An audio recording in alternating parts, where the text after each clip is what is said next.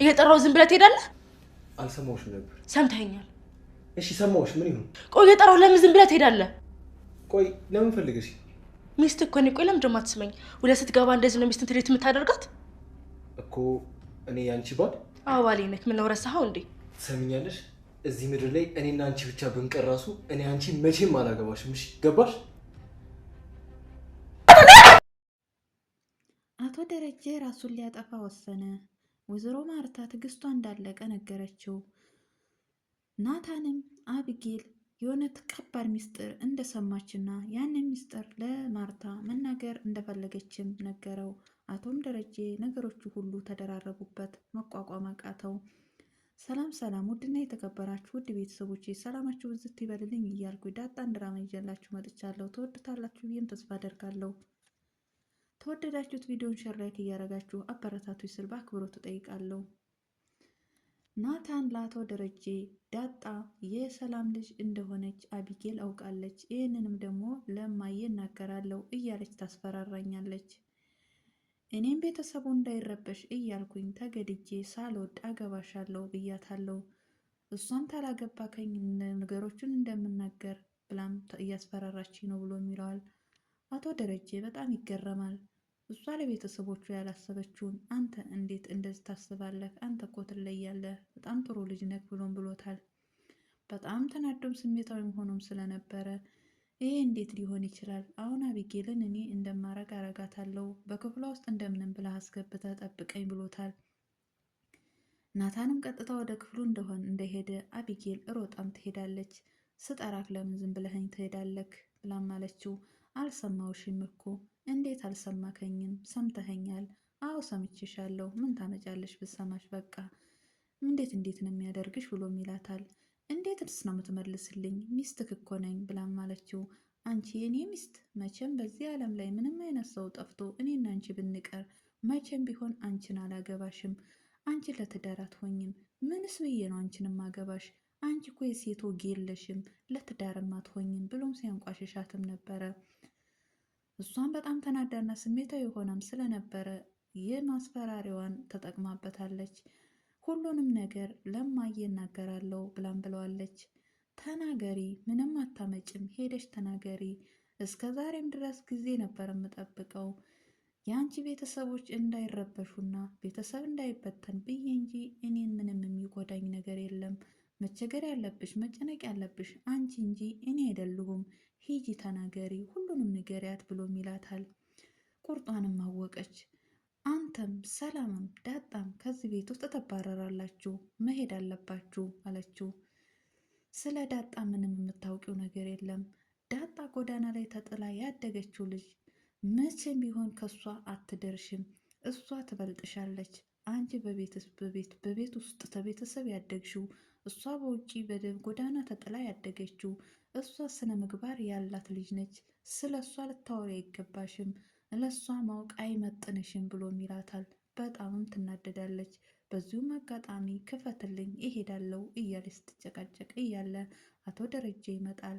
አቶ ደረጀ ስታይ በጣም ትደነግጣለች። በዚሁም አጋጣሚ አቶ ደረጀ ከናታን ቁልፉን ተቀብሎ ሂዱ ጣም ብሎ ይሎታል። ናታንም ይወጣል። ቀጥታ ምንድን ነው ናታን ያስቀምጠውን ደብዳቤ እንዴትስ ልታነቢ ቻልሽ? እቤት ውስጥ ካሜራ አስቀምጠሽ ምንስ ልትቀርጪ ነው? ምንድን ነው አንቺን እኔ አባትሽን እንድትጠረጥሪ ያደረገሽ? ምንድን ነው የሰማሽው ሚስጥር? አውጪም ብሎ ይላታል። ምንም አልሰማሁም አባዬ።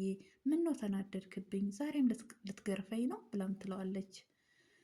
እገልሻለሁ፣ ሲጥ አደርግሻለሁ። ለምን እጅ ሰበብ ታደርጊኛለሽ? እኔ እኮ 2 ልጅ ማሳደግ አቅቶት የመጀመሪያ የበጎር ልጁን ገደላት። ለምን ታስቢኛለሽ? እኔ ዳጣ የጓደኛዬ ልጅ እንደሆነች ለወይዘሮ ማርታ መናገሬ ለምን እንደሆነ ምኑን አውቀሽ ነው ለእሷ የምትናገሪው? ናታንን ታላገባከኝ እናገራለሁ እያልሽ የምታስፈራሪው ምኑን አውቀሽ ነው? የእኛ ቤተሰብ መበተኑን ብታውቂ ይሄንን አታደርጊም ነበር እያለም ሲያስፈራራትም ነበር። ወይዘሮ ማርታ ነገሮቹ እንዲበጠበጡም አትፈልግም። በዚሁም አጋጣሚ እሷ ቤትም የለችም ነበረ። አቢጌልም እንግዲህ ደፋሯ አንተ ዳጣ የጓደኛ ልጅ እንደሆነች ለምንድን ነው ለማየ ልትዋሻት እየቻልከው ለምን ብላ መለሰችለት። አያገባሽም ዝም በይ። ለምን ይመስልሻል? ብታውቂ እንዲህ ባልበጠበጥሽም ነበረ። እገልሻለሁ፣ ሲጥ ነው ማደርግሽ። እስቲ ሁሉንም ነገር ንገሪኝ፣ እኔ ብሞት ምንድን ነው የምትጠቀሚው? እያለም ሲያስፈራራትም ነበረ። እሷ ግን አትቀጣም። በዚሁም አጋጣሚ ማንም ቢሆን ክፍልሽን አይከፍትልሽም እስክሰለጥኒ ሳምንትም ቢሆን ቤቱን ቆልፌብሽ እሄዳለሁ ብሎ ቆልፎባትም ሄዷል። ናታን በጣም ጨንቆትም ስለነበረ ዳጣ ባለችበት ክፍል ሳሎን ላይ ቁጭ ብሎ እያወሩም ነበረ። ዳጣ ለናታን ምንድን የተፈጠረው ችግር? አባዬም በጣም ተናዷል። ልጆቹን ሁሉ ወደ ክፍላችሁ ግቡ አለን። ምንድን የተፈጠረው ነገር ምንድን ነው? አንተም ከአቢጌል ጋር ስትጨቃጨቁም ነበር። ለአባዬ ነገርከው? ብላም አለችው። አዎ ነግሬዋለሁ። ምንም ማድረግ አልችልም። በቃ አቢጌልን አስገደልካት በማለት እሷን በጣም አዝናም ነበረ። በዚሁም አጋጣሚ በጣም ይጨንቃታል። ተጨንቃ ቁጭ ብላ ባለችበት ወይዘሮ ማርታ ትመጣለች። ወይዘሮ ማርታ ቤት የለችም ነበረ። ዳጣ ከጭንቃ ደብሯት ሲያት ምን ነው ዳጣዬ፣ ምንድን ነው? ምን ሆነሽ ነው? ምን ነው ብቻሽን? እነኋዬስ የት ሄደው ነው? ብላም አለቻት። አይ አሉ ክፍላቸው ሆነው ነው ብላም አለቻት። በፍጹም የሆነ ነገር ተፈጥሯል። እኔ ቤቴን አውቀዋለሁ። ልጆቹ ምን ሆኖ ነው? ምንድን ነው የተፈጠረው ችግር? ትላታለች። ምንም አይነት ችግር እንዳልተፈጠረ ትነግራታለች ዳጣ። በፍጹም የፈራውን ነገር ሳይደርስ አይቀርም። ደረጀስ የት ሄዶ ነው? መጣሁ ብሎኝ አልነበረም? ብላም አለቻት። ቀጥታ የተፈራሁት ነገር ተፈጠረ በማለት ወደ ክፍሏም ገስግሳም ነበረ። ውሃም በጣም ደንግጣም ስለነበረ ለዛ ጋም ሄዳም ነበረ።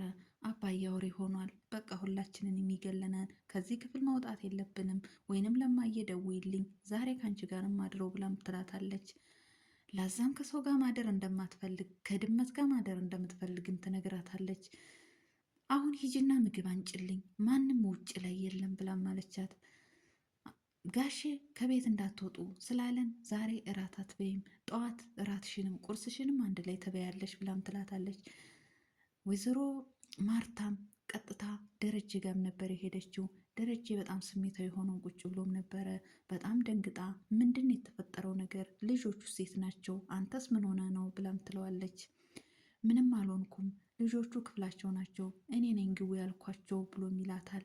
ምንድን ነው? ምን ተፈጥሮ ነው? ለምንድን ነው ግቡ ውስጥ ያልካቸው? ምን አድርገው ነው ብሎም አይ ምንም አላደረጉም፣ አቢጌልንም ናታን ክፍል ዘግቼባታለሁ።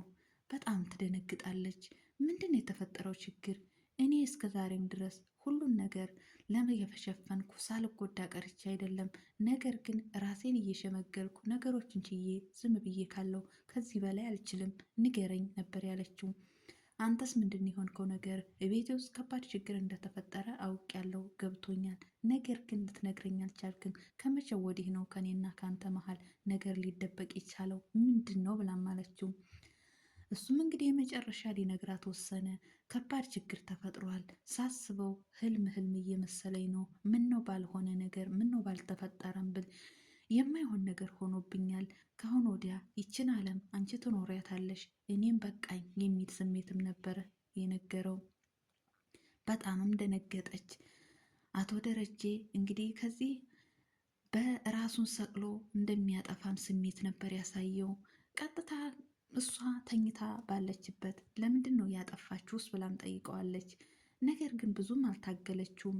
ሌላ ቀን እነግርሻለሁ፣ ለመስማት ራስሽን አዘጋጂም ብሎም ስላላት እሺ ብላም እሷም ተኝታም ነበረ። ቀጥታ እሱም ገመድ ይዞ ራሱን ሊያጠፋ የሚያስመስል ምስያም ነበር ያሳየን። ገመዱን ይዞ እሷ በተኛችበት ቀጥታ ከውጭም ወጥቷል። አቶ ደረጀ ከባድ ውሳኔም ወስኗል። በዚሁም አጋጣሚ ገመዱን ይዞ ወደ አቢጌል ያለችበትም ክፍል ነበር የሄደው። አቢጌል ያለችው ናታን ክፍል ነው። ናታን እሷ ክፍል እንዲያድርና እሷ ጋር ማንም ሰው እንደማይጠጋ ማንም ሰው በሩን እንዳይከፍትላትም ነግሮታል።